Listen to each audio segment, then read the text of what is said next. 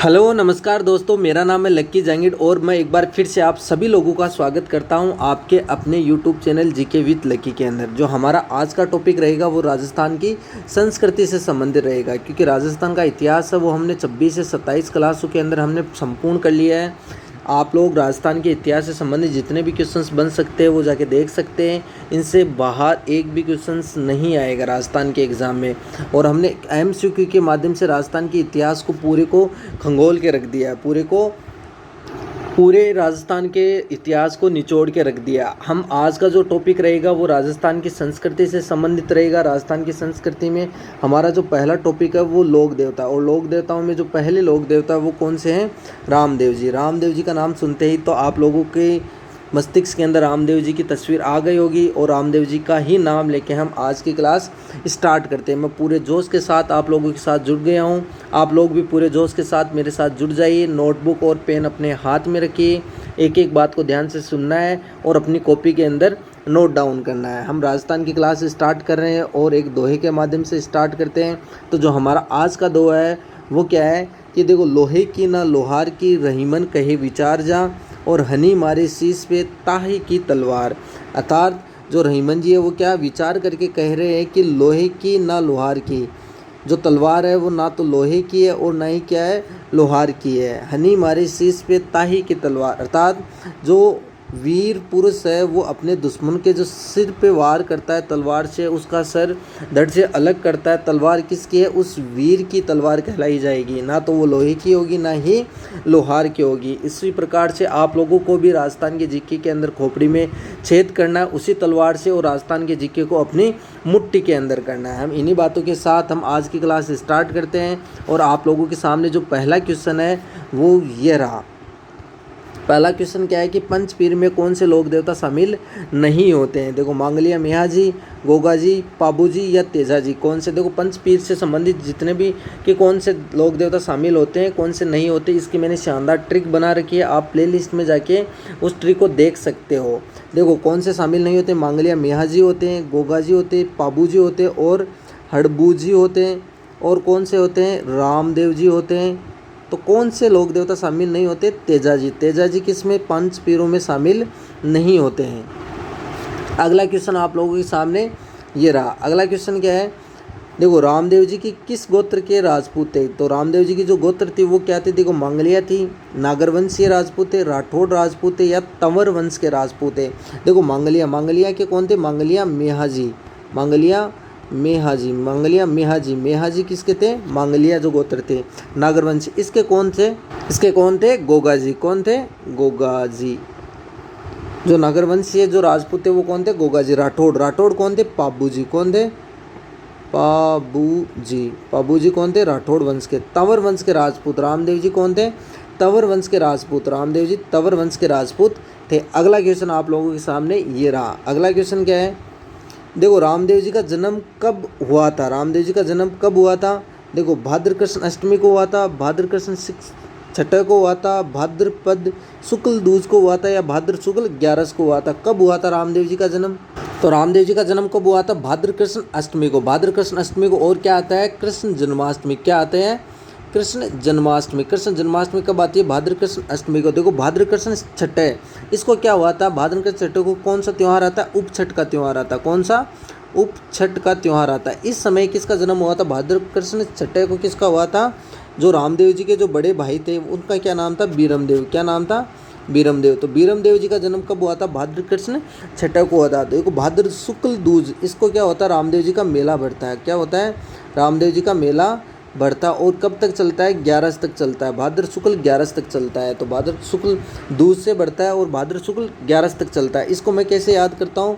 BS2 से, देखो, BS2 से BS11 तक, भाद्र शुक्ल दूज से भाद्र शुक्ल 11 तक। तो हम आप लोग जैसे भी आप लोगों को याद हो उसी प्रकार से आप लोग याद कर सकते हो। मेरा तरीका ये है, इसी प्रकार से मैंने याद किए थे और इसी प्रकार से आप भी याद कर सकते हो। तो रामदेव जी का जो जन्म हुआ था वो कब हुआ था? भाद्र कृष्ण अष्टमी को। रामदेव जी का जो मेला बढ़ता भाद्र शुक्ल दूज को बढ़ता और 11 तक चलता है। और रामदेव जी ने जो समाधि ली थी वो कब ली थी? 11 को ली थी। भाद्र शुक्ल भाद्र जो शुक्ल 11 को समाधि ली थी, इनसे एक दिन पहले कब, भाद्र शुक्ल दशय को, इसको किसने समाधि ली थी, इनकी जो बहन थी, धर्म की बहन, वो कौन थी, डालीबाई। तो डालीबाई ने समाधि कब ली थी, भाद्र शुक्ल दशय को ली थी। अगला क्वेश्चन आप लोगों के सामने ये रहा। अगला क्वेश्चन का है, रामदेव जी की धर्म की बहन का क्या नाम था। देखो अभी मैंने बताया सुगनाबाई था, डालीबाई था, मीराबाई था या कर्माबाई था। तो सुगनाबाई भी इनकी बहन का ही नाम था। तो डालीबाई, इन्होंने कौन सी पूछी है, धर्म की बहन। धर्म की बहन कौन है, डालीबाई। जब रामदेव जी जब वो नकली घोड़े पे सवार होके आसमान में उड़ रहे थे, तब एक पेड़ के नीचे उनको एक बच्ची की रोती हुई आवाज़ सुनाई दी। वो नीचे आए तो उस डाली के ऊपर जो लटकी हुई थी बच्ची, उसी का नाम क्या रख दिया था उन्होंने, डालीबाई रख दिया था। और वही क्या थी, धर्म की बहन थी। ये मेघवाल जाति की थी। कौन सी, मेघवाल जाति की थी। इसलिए मेघवाल जाति के जो लोग हैं वो रामदेव जी के आराध्य देवता मानते हैं, रामदेव जी को आराध्य देवता मानते हैं। देखो मीराबाई, अगर आप इतिहास की बात करें तो मीराबाई जो राणा सांगा थे, कौन, राणा सांगा। राणा सांगा का जो पुत्र था कौन था, भोजराज। कौन था, भोजराज। भोजराज की जो पत्नी थी वो कौन थी, मीराबाई। अंत के अंदर क्या हुआ, मीराबाई रणछोड़ दास जी की जो मूर्ति है उसके अंदर क्या हो गई थी, लीन हो गई थी। कर्माबाई आप लोगों ने बहुत बार सुना होगा। ये भी भगवान श्री कृष्ण की अनंत भक्त थी। आप लोगों ने बहुत बार वो गाना भी सुना होगा। कौन सा, मैं थोड़ा सा गुनगुना के आप लोगों को बता देता हूँ, शायद आप लोगों को याद आ जाए। अगर आवाज़ कर्कश लगती है तो अपने कानों के अंदर आप रुई भी डाल सकते हो। गाना था ना कि थाली भर कर लाई रखी चढ़ो, ऊपर घी की बाट की, जी मोमारा श्याम दणी जी, माव कर्मा जाट की जी, माव कर्मा जाट की। ऐसा आप लोगों ने बहुत बार सुना होगा। वही कौन है, कर्माबाई, यही कर्माबाई है। अगला क्वेश्चन आप लोगों के सामने ये रहा। अगला क्वेश्चन क्या है, देखो रामदेव जी से संबंधित निम्न में से कौन सा धार्मिक स्थल है, कौन सा है। देखो रुणीचा है, मसूरिया पहाड़ी है, बिराटिया खुर्द या सभी है। देखो रामदेव जी से संबंधित धार्मिक स्थल है वो कौन कौन से हैं। देखो रुणीचा में रामदेव जी का मंदिर बना हुआ है, बहुत ही भव्य और शानदार मंदिर, आप लोग ज़रूर जाके आइएगा। रुणीचा में मसूरिया पहाड़ी पे क्या है, तो रामदेव जी के जो गुरु थे, क्या नाम था उनका, नाम क्या था, बालीनाथ जी। क्या नाम था, बालीनाथ जी। उनकी गुफा कहाँ पर है, मसूरिया पहाड़ी पर। उनकी गुफा कहाँ पर बनी हुई है, मसूरिया पहाड़ी। बिराटलिया खुर्द ये कहाँ पर है, पाली में। यहाँ पर भी रामदेव जी का मंदिर बना हुआ है। तो ये भी रामदेव जी का धार्मिक स्थल है। तो ये सभी, रुणीचा हो गया, मसूरिया पहाड़ी हो गई, बिराटिया खुर्द हो गया, और रामदेव जी का कहाँ पर है, देखो सुरता खेड़ा चित्तौड़गढ़ में भी बना हुआ है। कहाँ पर, सुरता खेड़ा चित्तौड़गढ़ में भी बना हुआ। और दूसरा खूंडियावास अजमेर में भी है। कहाँ पर है, खूंडियावास अजमेर में भी रामदेव जी का मंदिर बना हुआ। अगला क्वेश्चन आप लोगों के सामने ये रहा। अगला क्वेश्चन क्या है, देखो अगला क्वेश्चन, निम्न में से एकमात्र लोक देवता कौन थे जो कवि भी थे। तो कौन थे, देखो हड़बू जी थे, देवनारायण जी थे, रामदेव जी थे या गोगा जी थे। तो कौन, देखो हड़बू जी क्या थे, सगुन शास्त्र के ज्ञाता कौन थे, हड़बू जी। सगुन शास्त्र के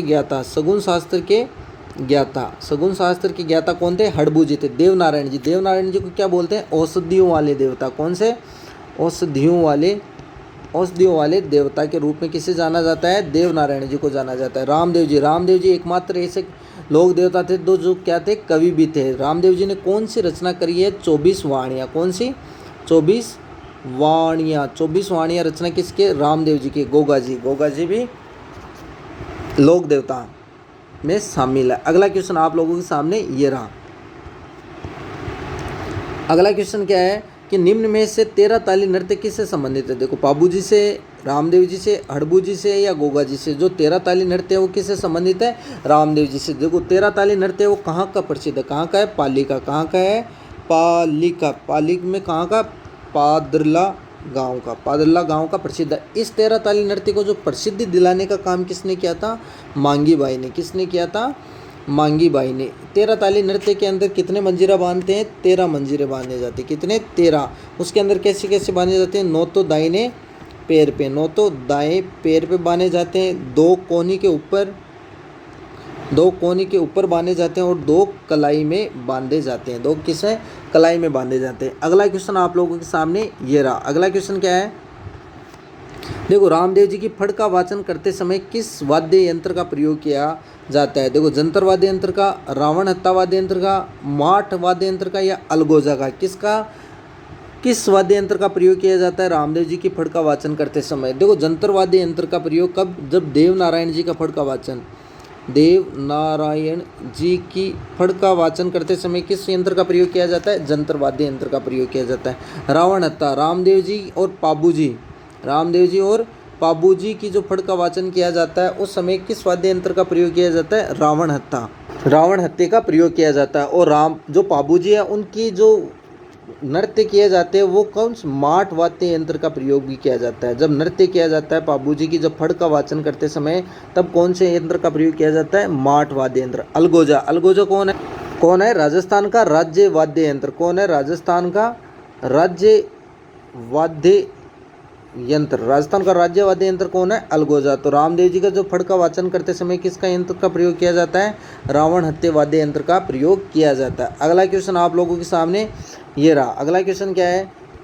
देखो रामदेव जी के गुरु का क्या नाम था? मैंने थोड़ी देर पहले बताया था। तो गोरखनाथ जी थे, आयसनाथ जी थे, दादू दयाल जी थे या बालीनाथ जी थे? तो रामदेव जी के जो गुरु का नाम क्या था?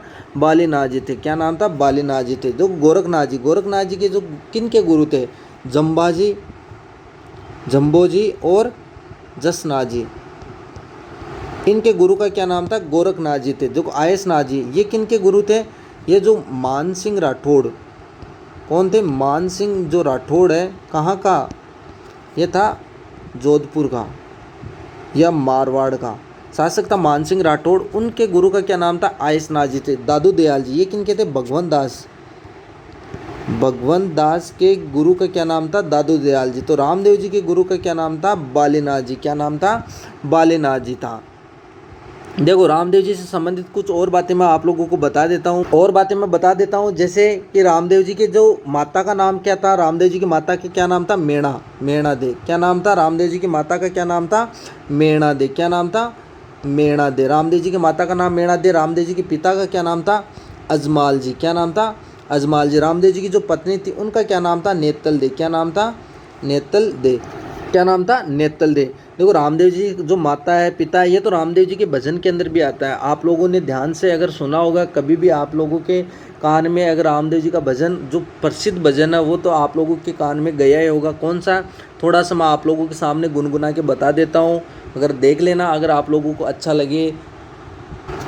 कि क्या है कि मेणा रे घर अवतार लियो उपकार कियो ओ रामा गणी गणी खमारे कंवर अजमाल रा। देखो अजमाल नाम आ रहा है तो कंवर किसके है? अजमाल जी। और मेणा रे घर अवतार लियो तो मेणा जी के घर तो अवतार लिया और किसके कंवर है? अजमाल जी। तो इससे भी आप याद रख सकते हो। तो आज की क्लास आप लोगों को कैसी लगी कमेंट बॉक्स में ज़रूर बताना है। अगर आप लोगों को क्लास अच्छी लगी है तो प्लीज़ लाइक करना है, शेयर करना है अपने दोस्तों के साथ ताकि उनको भी बेनिफिट मिल सके ऐसे ही इंटरेस्ट क्लास के साथ।